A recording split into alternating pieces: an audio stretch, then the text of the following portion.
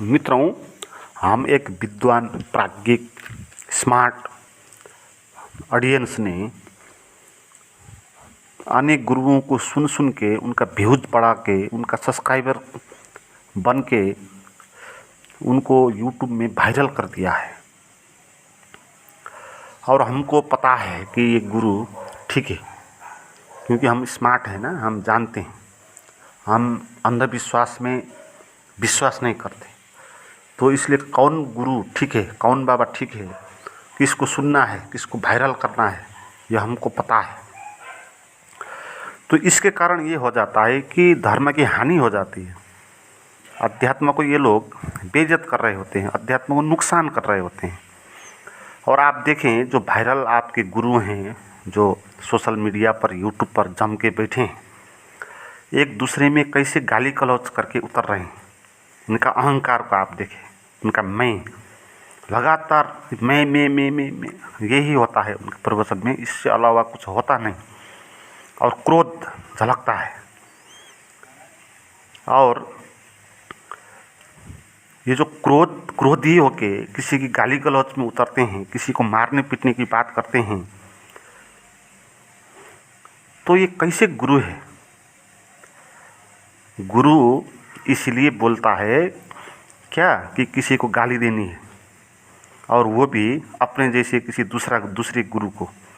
इसीलिए क्या गुरु की परंपरा चलती आ रही है कि जो दूसरा गुरु बन के बैठा है उसकी गाली करो और कहो कि उसकी बात गलत है, तुम भ्रम में पड़ गए, मेरी बात ठीक है, तुम मेरे पास आओ। इसलिए गुरु कभी बोलता नहीं। ये झूठे गुरु है, ये शब्दों के व्यापारी है। वो शब्दों के माध्यम के द्वारा, तर्क के द्वारा व्यापार कर रहे होते हैं। तर्क का वैल्यू होता है ना हमारी सोसाइटी में, तर्क का वैल्यू होता है, क्योंकि सोसाइटी तर्क से जीती है।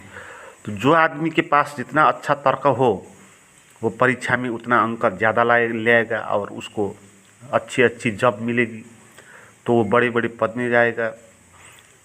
कोई अच्छी किताब लिखेगा, उपन्यास लिखेगा कि या कोई और दार्शनिक, धार्मिक, आध्यात्मिक पुस्तकें लिखेगा, तो लोग उनको किनेंगे और उसको पढ़ेंगे। तो तर्क पर बिजनेस होता है, क्योंकि तर्क डिमांड है। तो आप इसी तर्क का सहारा लेके आप बिजनेस कर रहे हो, तर्क के द्वारा आप व्यापार कर रहे हो। तो असली गुरु तो वो प्रेम फैलाएगा ना, वो इसलिए नहीं बोलेगा कि किसी गाली देनी है, वो दूसरे से वो कोई संबंध ही नहीं रखेगा। वो अपने भीतर जो आनंद उसको आविर्भूत हुआ है, तो उसका गाना गाएगा, उसको शेयर करेगा। और वो क्रोध में तो कतई आएंगे ही नहीं, करुणा ही होगा। ऐसे गुरु ही ठीक गुरु होंगे। मगर इन गुरुओं को आप देखिए कैसे कैसे बात करते हैं, कैसे कैसे बातों पर चर्चा करते हैं। कोई बता रहा है कि यूट्यूबर बनने से क्या फ़ायदा है, कोई बोल रहा है कि घी खाने का क्या फ़ायदा है, कोई कह रहा है मोदी ने इतना भ्रष्टाचार किया, कोई कह रहा है तुम तो पटमूर्ख हो, महान मैं हूँ।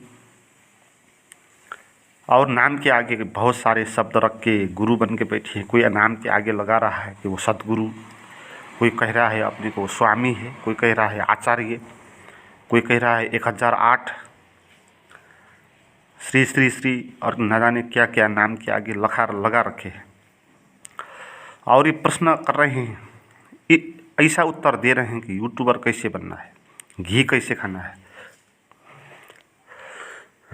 तो ये असल में गुरु है। तो आप गुरु की बात करो, तत्व की आप बात करो, लोगों को वो समझाओ ना, साक्षी क्या है, तो उसका साधना करवाओ, उसको समझाओ।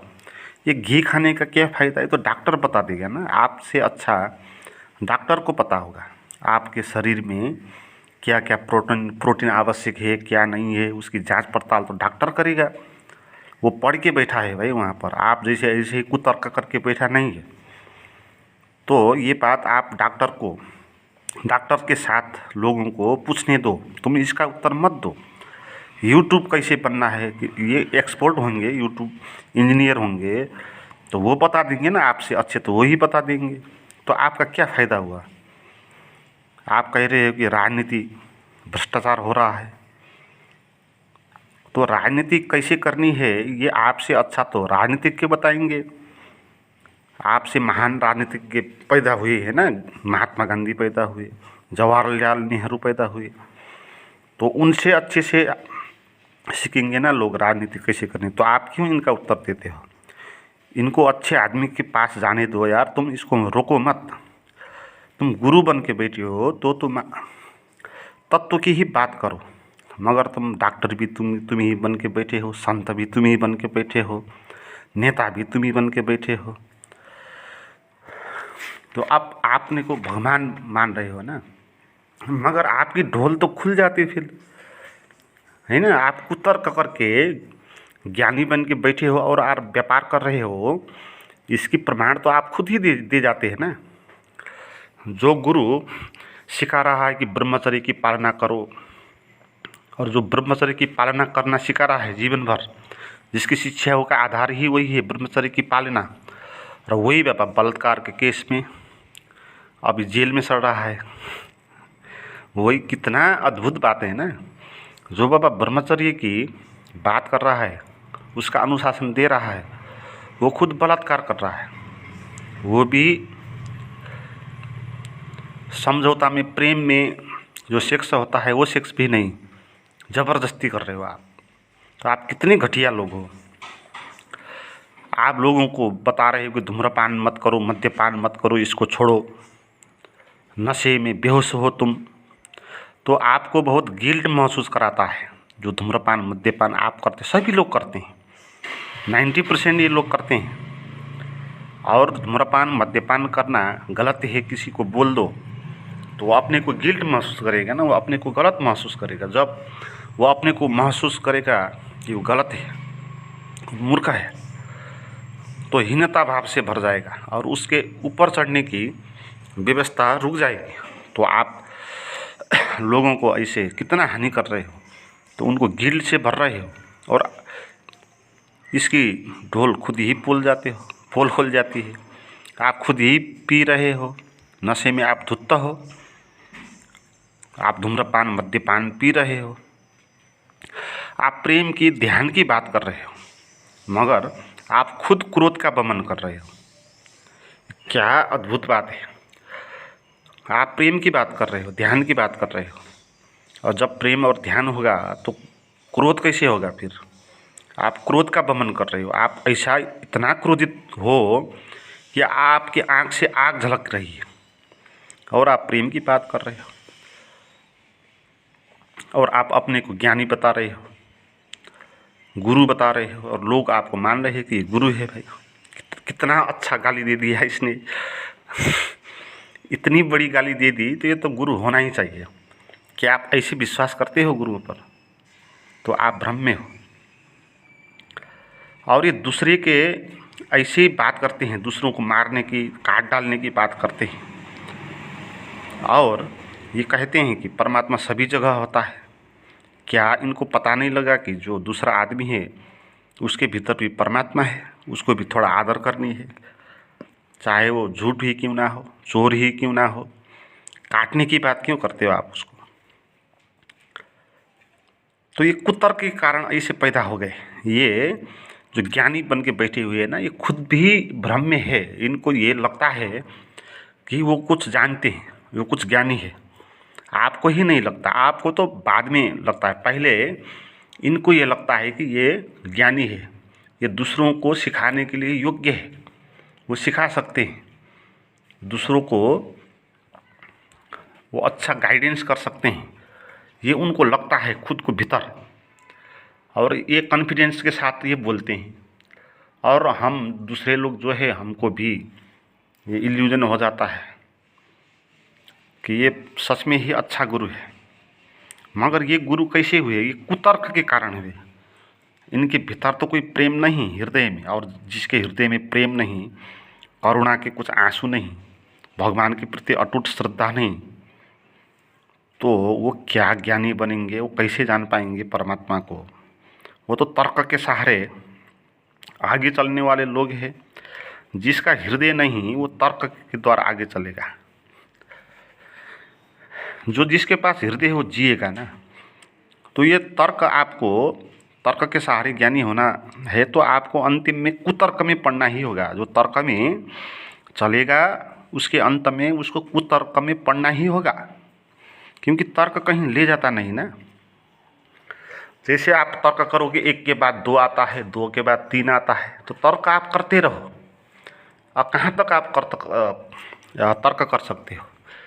करोड़ के बाद अर्ब आता है, अर्ब के बाद खर्ब आता है, फिर उसके बाद क्या आता है, फिर उसके बाद क्या आता है, उसे आप प्रश्न करते रहो तर्क करने वालों को। तो बाद में ऐसी स्थिति आएगी वो आंसर दे ही नहीं पाएगा। जब आंसर दे नहीं पाएगा तो कुछ ना कुछ कहना होगा। फिर वो कहेगा कि ये बात ये होती ही नहीं, उसके बाद कुछ होती नहीं, बस इतनी है, या ये कह देगा या कुछ कह देगा, कुछ ना कुछ वो गलत निष्कर्ष में ही पहुँचेगा। जैसे अंडे पहले कि मुर्गी पहले कहते हैं ना। अब इसके में तर्क करो आप। अब पहले तो आप तर्क कर पाएंगे, थोड़ा इसके नीचे चले जाएंगे। जैसे अंडे पहले है बोल देंगे आपको और तर्क लगा देंगे कि क्योंकि अंडे के भीतर से ही मुर्गी आती है। मगर दूसरा तर्क ये आएगा फिर मुर्गी कहाँ से पैदा होती है, फिर अंडे कहाँ से पैदा होता है, और तर्क आएगा कि अंडे तो मुर्गे से बाहर निकलता है। तो फिर भैया अंडा पहला हुआ कि मुर्गा पहला हुआ, क्या हुआ? तो इसका आंसर नहीं आएगा, क्योंकि एक को कहोगे तो दूसरा आ जाएगा, दूसरा को पहला आ जाएगा। तो आप तर्क इसमें कर नहीं सकते, तो आपको फिर आपको तर्क में पढ़ना होगा। तो ऐसे कुतर्क के कारण अंडे पहले कहने वाले लोग भी है, कोई मुर्गे पहले कहने वाले लोग भी है ना। कुछ ना कुछ वो कुतर्क करेंगे। अंडे पहले क्यों?